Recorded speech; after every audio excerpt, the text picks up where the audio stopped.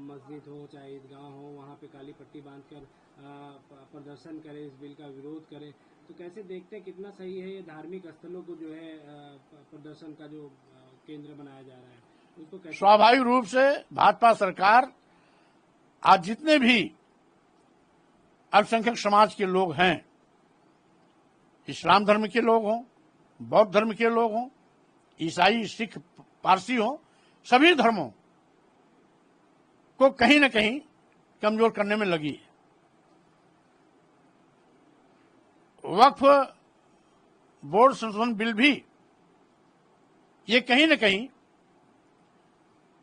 वक्फ board में अनायास हस्तक्षेप करने की कोशिश है। इस मामले पर मैं सरकार की संशोधन बिल का घोर विरोध करता हूं और वक्फ बोर्ड जैसे पूर्व में काम कर रहा था वैसे उसे काम करने दिया जाए, ये मेरी मांग है। जो काली पट्टी बांध के जो धार्मिक स्थल में प्रदर्शन कर रहे हैं, इस बिल का विरोध कर रहे हैं, उसको आप कितना सही मानना है कि जो धार्मिक स्तर पे इस तरह की जो बिल का विरोध हो रहा है वो कितना सही है धार्मिक स्थलों पर? भाई हम कह रहे हैं कि जब इस संशोधन बिल का विरोध होना चाहिए और आज सरकार दुर्भावना से ग्रसित होकर के विशेष रूप से मुस्लिम समाज को निशाना बनाकर कभी हिंदू मुस्लिम, कभी मस्जिद में मंदिर खोजने का नाटक, कभी औरंगजेब और बाबर की औलाद कह करके उनको उकसाने का मकसद केवल अपनी जवाबदेही से बचना और जनता के आग में धूल झोंकने के सिवाय कुछ नहीं है। ये सरकार की एक साजिश है। सरकार को ऐसे अतिक्रमण से बाहर आना चाहिए और किसी धर्म को कमजोर करने की कोशिश से बचना चाहिए। सपा हर चीज पे नियंत्रण पा सके और हम इसको लाने नहीं देंगे। ये तो हम पहले से भी कह रहे हैं कि संशोधन बिल लाने का मतलब है कि वक्फ बोर्ड की जमीन को भाजपा हड़पना चाहती है, अपने चहेतों में बंदरबाट करना चाहती है, मनमाने तरीके से उसको अपने लोगों को देने की नीयत रखती है और यही कारण है कि आज वो वक्फ बोर्ड की खिलाफ संशोधन बिल लाने का काम कर रही है और यही कारण है कि संशोधन बिल सरकार को नहीं लाना चाहिए। ये मेरी मांग भी है। मुख्यमंत्री योगी आदित्यनाथ ने लोग जो गौकशी करवाते थे गौ तस्करों कसाईयों से जिनके संबंध थे वो गौ माता की सेवा क्या जाने और उन्हें गौ माता के गोबरों से दुर्गंध तो आएगी ही। ये सपा राष्ट्र अध्यक्ष अखिलेश यादव ने बोला। सही बात तो यह है कि गौ माता की जितनी दुर्दशा योगी सरकार में हुई है इतनी दुर्दशा किसी सरकार में नहीं हुई थी। आज हजारों की तादाद में जिधर जाइए छुट्टा जानवर किसानों की फसल चर के चौपट कर दे रहे हैं।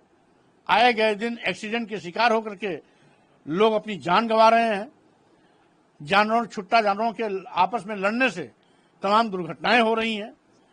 आज उनकी जो दुर्गति है ये योगी जी की देन है।